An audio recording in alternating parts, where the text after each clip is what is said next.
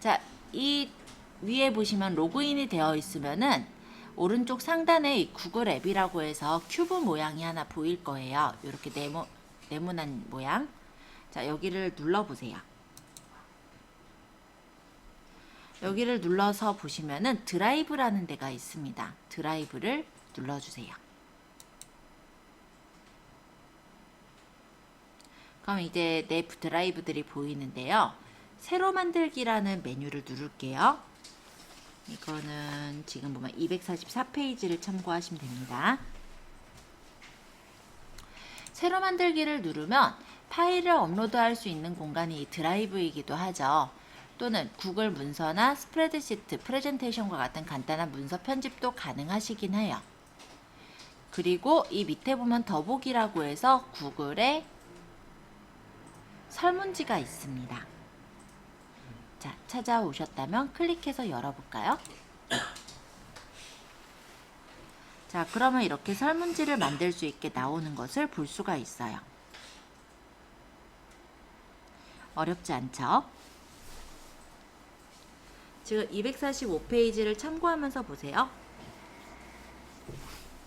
자, 일단 요 위쪽에 제목 없는 설문지라고 적혀 있는 부분은 본 설문지의 제목을 적는 부분이에요. 예를 들어 여기다 클릭하면은 커서가 이렇게 생기고 여기다가 글을 적을 수가 있죠. 예를 들어서 저는요, 그냥 과정 설문조사라고 적어볼게요. 자, 그럼 얘가 무엇에 대한 설문인지 우리가 간단하게 좀 이해를 돕기 위한 글씨를 좀 적어주는 게 좋겠죠? 그러면 여기 밑에는 설문지에 대한 설명을 적는 거예요. 그래서 본 설문은 과정 개발을 위한 조사로 훈련생들의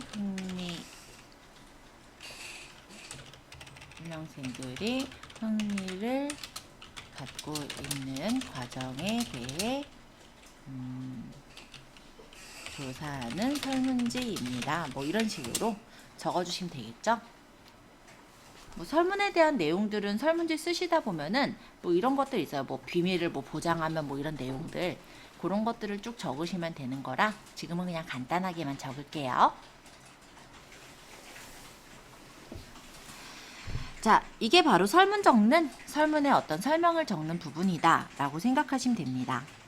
그 다음에 이 부분에 제목 없는 질문이라는 게 하나 있는데요. 여기서부터가 이제 설문을 만드는 거예요. 자, 여기를 클릭해 보면 이런 식으로 설문의 객관식이냐 주관식이냐 뭐 여러 가지가 뜨는 걸 볼 수 있죠. 자, 요게 바로 단답형 질문을 만들 수가 있는데요. 이 단답형이라는 거는 간단한 답변을 받는 유형으로 이름이라든지 연락처에다가 활용을 하는 부분이에요. 그럼 예를 들어서 제가 여기다가 응답자의 이름라고 이렇게 적으면 응답자 이름을 받을 수가 있겠죠. 응답자 이름은 길진 않잖아요. 그러면 단답형으로 받으면 적당할 겁니다. 설문에서는 사실 이 응답자의 이름이 꼭 적혀져야만 하는 경우들도 있어요. 예를 들어 설문이라기보단 주문서 같은 경우는 반드시 적혀져야 될 거예요. 그죠?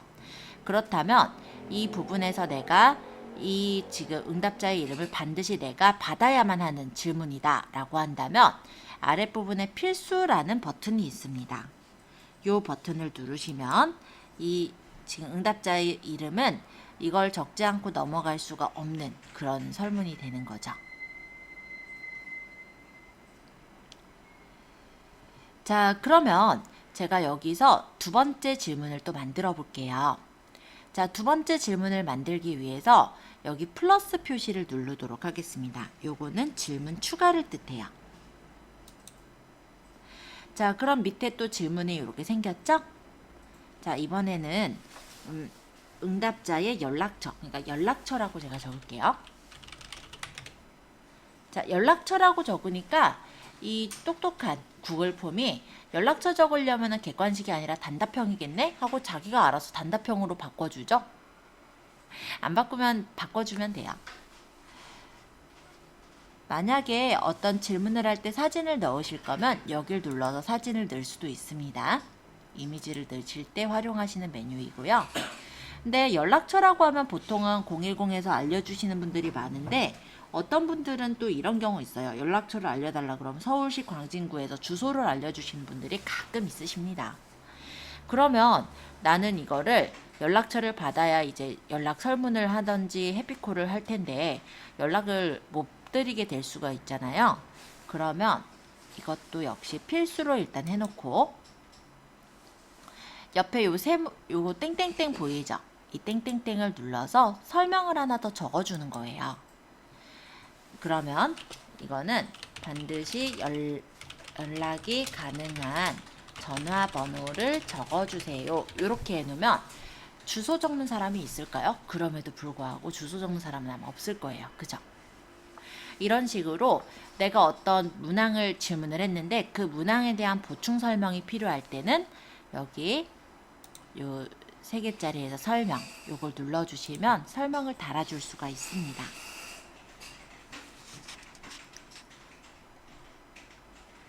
자, 또 질문을 추가해 볼게요. 자, 이번에는 장문형을 한번 써볼까 하는데 예를 들어 내가 주소를 받는다. 그럼 주소는 좀 길 수도 있죠. 그러면 얘가 알아서 장문형으로 이렇게 바꿔줘요. 뭐 안 바꿔주면 내가 바꾸면 되니까 상관은 없습니다. 자, 주소는 필수로 받으면 되냐? 그럼 필수로 해놓고 필수가 아니어도 될 것 같으면 냅두면 되죠? 자, 또 하나 질문 추가해 볼까요? 자, 이번에는 이 질문 중에 객관식 질문을 보도록 하겠습니다. 이 객관식 질문이라는 건 무엇이냐면 여러 개의 보기를 제시하고 하나의 문항을 선택하는 걸 객관식 질문이라고 해요. 그렇다면 여기에서는 내가 질문을 만약에 적는다면 이런 것도 가능하겠죠? 사실은 그냥 아무 질문이나 적을게요. 요거 같은 경우는 이 동그란 선택 항목들이 나오는데 여러 개 질문 중에서 그러니까 여러 개 답지 중에서 한 개만 선택할 수 있는 그런 경우에 이용을 합니다. 그럼 예를 들어서 연령층이라는 질문을 한다. 그러면 얘가 만약에 10대. 자, 10대는 여기 없으니까 20대. 그 다음에 30대. 여기다가 40대. 여기다가 50대. 나머지는 기타로 해서 놓으면은 50대가 아닌 사람들은 기타를 눌러서 기타에다가 자기 그 해당하는 나이대를 적으면 되겠죠. 요런 식으로 해주게 되면은 이거는 여러 개 중에 한 개만 고를 수 있는 그런 질문이 바로 객관식 질문이라 보시면 되겠습니다. 자, 이번에도 질문 하나 또 만들어 볼 건데요. 자, 이번에는 객관식 말고 체크박스로 설명을 해볼게요. 자, 요거는 어떤 거냐면 객관식 질문하고 좀 비슷하긴 한데요. 얘랑의 차이점은 얘는 여러 개 질문층들 중에 그러니까 여러 개 보기 중에 하나만 고를 수 있었다면 얘는 여러 개를 다 고를 수가 있는 거예요. 그래서 수업, 희망, 요일 뭐 이런 식으로 적어 볼게요. 그럼 여기다 월, 화, 수 이렇게 하지 말고 너무 기니까 월, 수, 금, 화, 목, 토 이런 식으로 하자. 월, 수, 금 여기는 화, 목 여기는 토 여기는 월 여기부터 금요일 또는 기타 이렇게 하면은 이 수업, 희망, 요일을 여러 개를 선택할 수도 있게 만들 수가 있겠죠. 체크박스는 그렇게 지금 객관식 질문과는 차이가 있습니다. 자, 또 질문을 추가해서 보여드릴게요.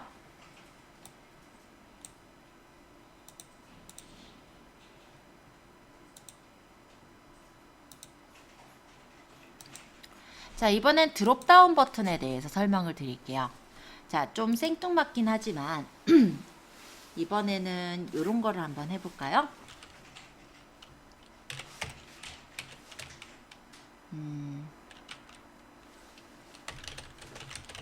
희망 과정 해서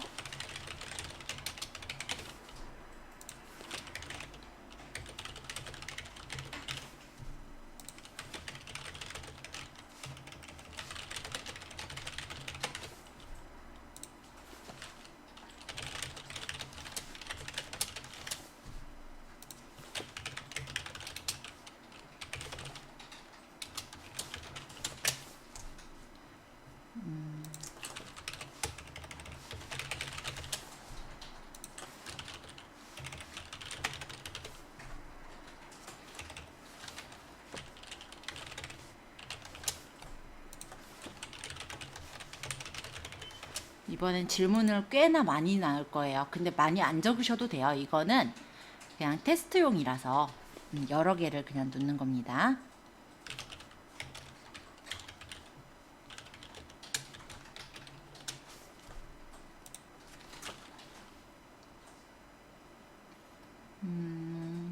뭐 이 정도만 할까요?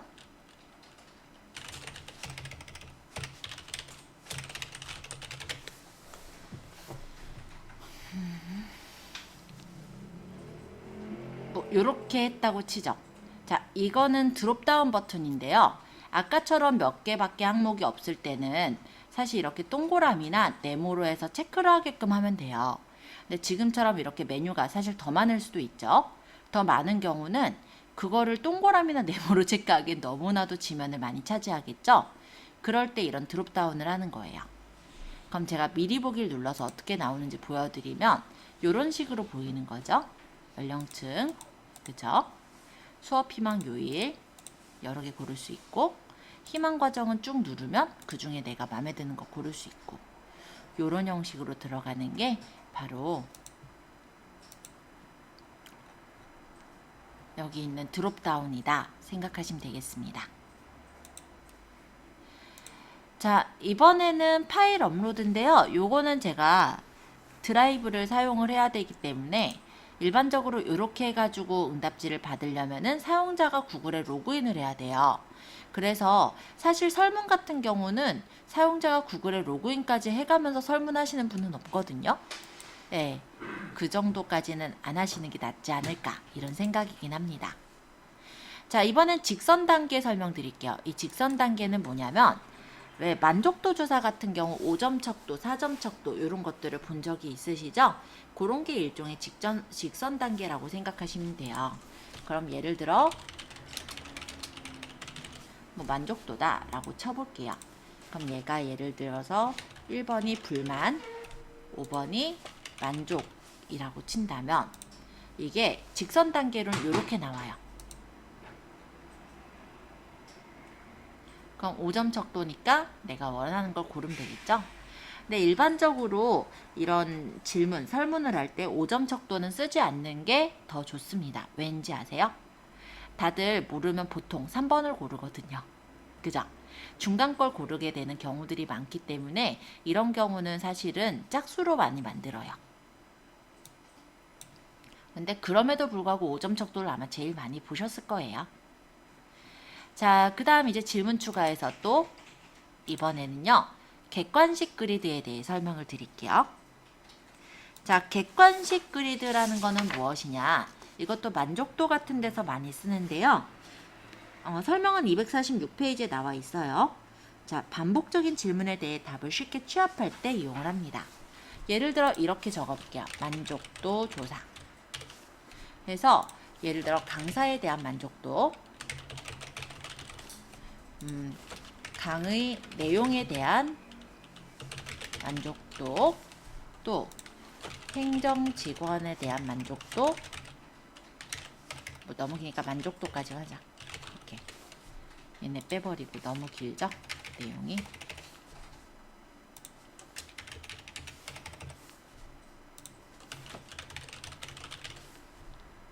뭐 시설이라고 할까요? 뭐 이런 식으로 한 게 있다면 여기 열에다가 이런 걸 넣는 거예요. 1열, 2열, 3열 해가지고 여기다가 매우 불만, 뭐 불만, 보통, 만족, 매우 만족이라는 게 있다고 친다면 이런 식으로 만든 게 어떻게 되냐면 보세요. 요렇게 만들어지는 거예요. 이런 거 많이 보셨죠? 자, 여기서 이렇게 보시면 다 동그라미니까 여러 개를 같이 고를 수 있는 건 없고요. 이 항목에서는 하나만 고를 수가 있어요. 이런 식으로. 그죠?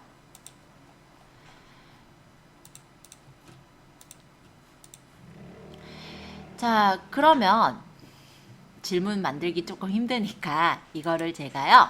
체크박스 그리드로 잠깐만 바꿔서 설명할게요. 자, 객관식 그리드랑 체크박스 그리드는 모양은 똑같습니다. 근데 어떤 게 다르냐면 체크박스니까 여러 개 선택할 수 있게 뜨겠죠? 그게 다른 점이에요. 자, 미리 보기로 보여드리면 이렇게 나오는 거예요. 여러 개를 체크할 수 있는 거죠. 한 항목에, 그죠? 그러면 이런 건 성분 분석표 같은 거 체크하는 거에서도 가능하긴 하겠다. 그쵸?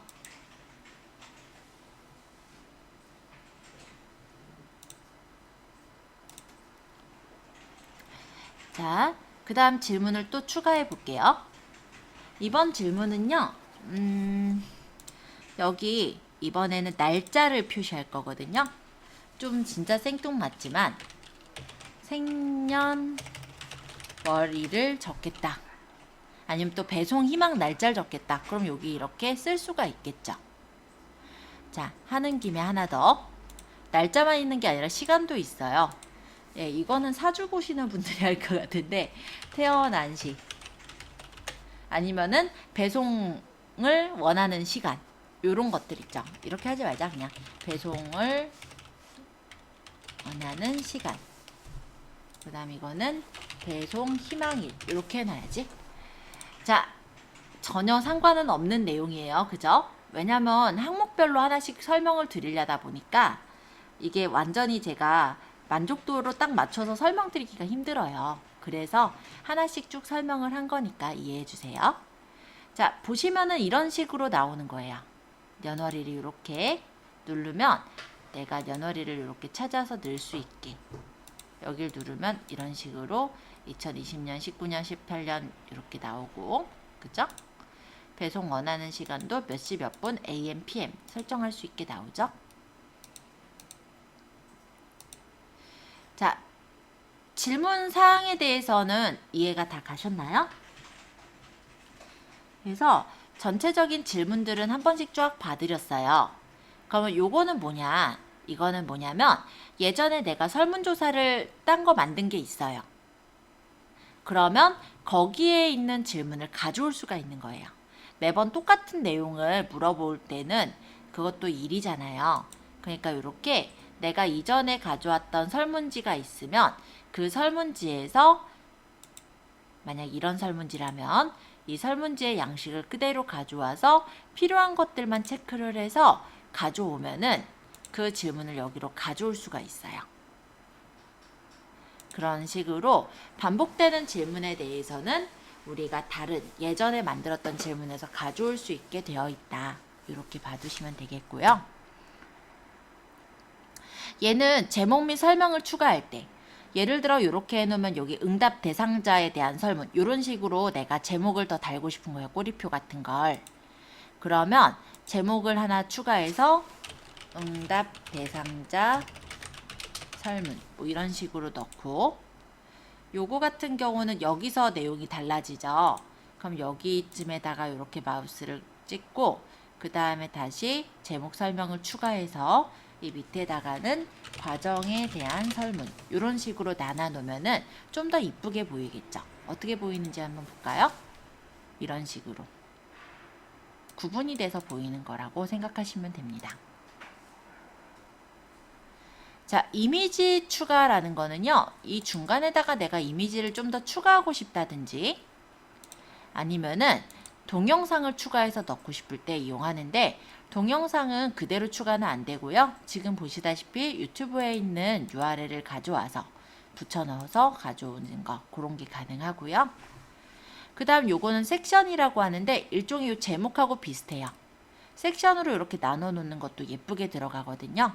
그래서 아까 이런 대상자 설문 이렇게 적는 게 배기 싫으면 이렇게 하지 말고 섹션으로 나눠서 해도 이쁘게 볼 수가 있어요. 이 지금 구분 지어진 이 부분은 섹션을 이동해서 어느 위치로 어떤 섹션들을 이동해서 정렬을 할 수도 있고 만약에 여기 과정 전에다가 섹션을 또 나눠 놓으면 이런 식으로 섹션이 나눠지죠.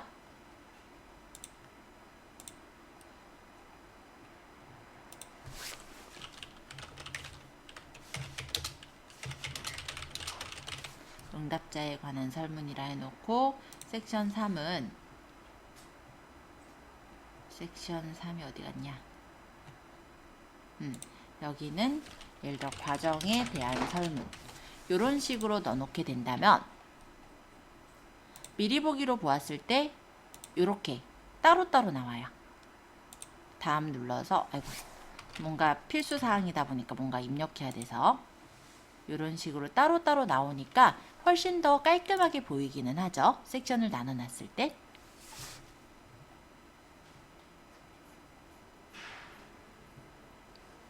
자, 그러면 여기 있는 내용들은 얼추 다 설명을 드렸어요. 섹션에 대해서 나눠놓으면 좋은 점은 무엇이냐면은 내가 구분을 다 지어놓은 거기 때문에 여기서 섹션을 내가 이동을 하거나 아니면 이 부분에 섹션이 필요 없으면 섹션을 삭제하거나 일종의 그룹처럼 활용을 할 수가 있다는 게 하나의 장점이라고 볼 수가 있겠습니다. 자, 그러면 제가 설문을 일단 다 만들었어요. 엉터리 설문이긴 해요. 내용들 아무거나 찍으셔도 좋습니다. 다 만든 설문을 한번 활용을 해볼 건데요. 제가 어쩌다 보니 닫아버렸네요. 네, 지금 그냥 닫은 건 알겠죠? 근데 만약에 이렇게 닫아버렸다. 나 저장 안 했는데 걱정을 하실 게 없어요. 왜? 이 드라이브가 자동으로 중간중간 저장을 해주고 있거든요. 그래서 내가 만들고 있는 그 설문을 찾아가서 그냥 그 설문을 열고 작업을 계속 하시면 됩니다. 하도 많이 만들었었다 보니까 지금 찾기가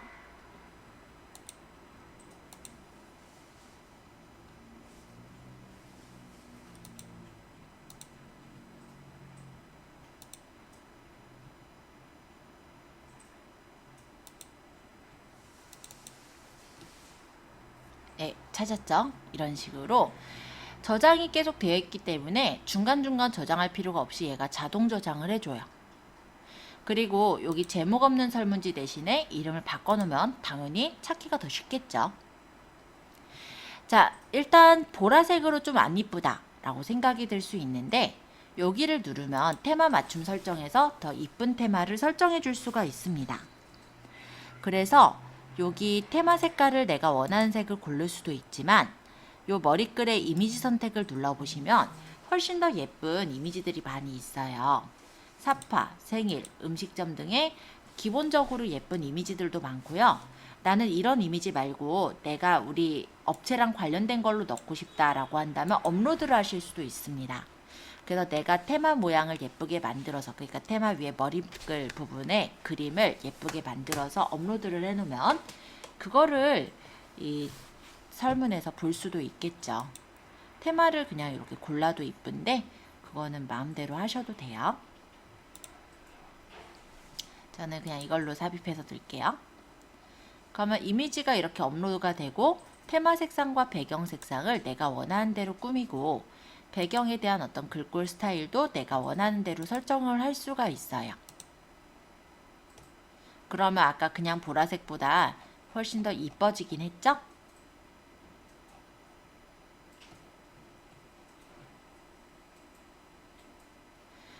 자, 그리고 아까 설명을 하다가 빼먹은 부분이긴 한데 얘네들끼리는 이동이 가능합니다.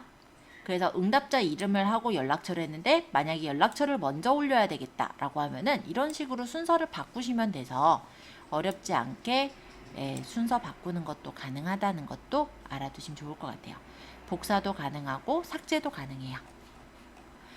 자, 이번에는 설정이라는 메뉴를 좀 더 설명을 드릴 건데요. 이 설정 메뉴로 가보면 이메일 주소를 수집할 수도 있어요. 근데 이거는 가급적이면 하지 않으셨으면 좋겠어요. 왜냐면은 설문을 하는 사람들은 무엇인가 해주는 거에 좀 귀찮아 합니다. 네, 정성껏 성의껏 혹시 설문조사를 해주신 적 있으세요? 아마 거의 없으실 거예요. 그죠? 누군가가 설문조사 해달라 그러면 대충 읽고 그냥 고르지 않던가요? 근데 거기에 막 설문이 막 이것도 넣고 뭐 로그인도 하고 막 이렇게 하래요. 그럼 하시겠어요? 더 하네요. 그쵸? 내가 설문을 받는 입장이라고 해도 그럴 텐데 남들은 오죽하겠어요. 그죠? 그래서 이메일 주소 수집은 그렇게 가급적이면 안 하시는 게 더 나을 수도 있어요. 또 응답 횟수 한회로 제한 요것도요. 하시면은 로그인을 하셔야만 하기 때문에 응답률이 떨어지게 될 겁니다. 가급적이면 그냥 요것도 하지 않으셨으면 해요. 응답자가 수행할 수 있는 작업에 제출 후 수정이나 요약 차트를 보는 거 가능합니다.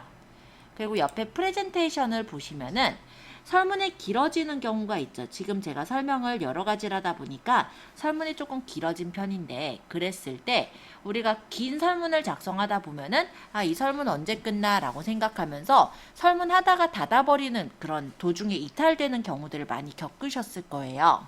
근데 만약에 설문을 할 때 진행 상황이 보인다면 어때요?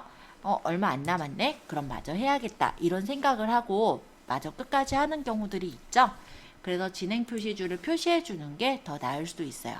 긴 설문의 경우는. 그리고 이거는 설문하고는 조금 상관은 없는데요. 얘가 되게 다양한 용도로 쓸 수가 있거든요. 설문으로도 쓸 수 있고, 아까 얘기했듯이 주문서 작성할 때도 쓸 수 있고, 또는 조그만한 어떤 학원 같은 데서는 쪽지 시험 용도로도 쓸 수 있어요. 그러면 예를 들어 쪽지 시험이면은 친구들끼리 1번에 뭐야, 2번에 뭐야, 3번에 뭐야 이런 식으로 서로 간에 부정행위를 하는 걸 방지하기 위해서 질문 순서를 무작위로 섞어버릴 수도 있다라는 거죠. 어차피 채점할 때는 제대로 보이는데 사람들한테 도달이 됐을 때만 순서가 섞여서 나오는 거예요. 요거는. 그리고 다른 응답을 제출할 링크 표시랑 확인 메시지 응답이 기록되었습니다. 요거는 응답을 다 하고 제출 버튼을 누르면 요 메시지가 뜨는 건데요.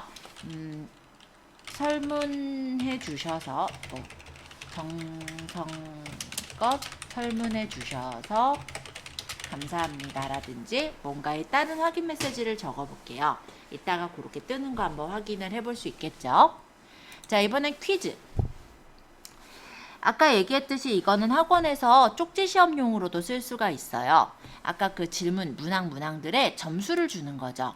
그래서 그거를 이제 자동으로 끝나고 나서 채점하고 바로 공개가 되게 할 수도 있고, 틀린 문제랑 점수, 정답이 바로 뜨게끔 해주시거나, 아니면 내가 메일을 이용해서 직접 검토 후에 공개를 할 수도 있게 설문 대신에 이런 퀴즈로 만들어서 이용도 할 수가 있습니다. 그러니까 용도가 되게 다양해요. 그죠? 자, 이번에는 설문은 어찌됐건 다 만들었으니까 보낼 거예요. 자, 보내기를 눌러서 보낼 때는 이거는 이제 메일로 보내기, 요거는 링크로 보내는 거. 근데 링크가 주소가 되게 기니까 URL을 단축하면 링크가 짧아지죠. 자, 이거를 제가 복사를 해서 저희 톡방에다가 뿌려 볼게요.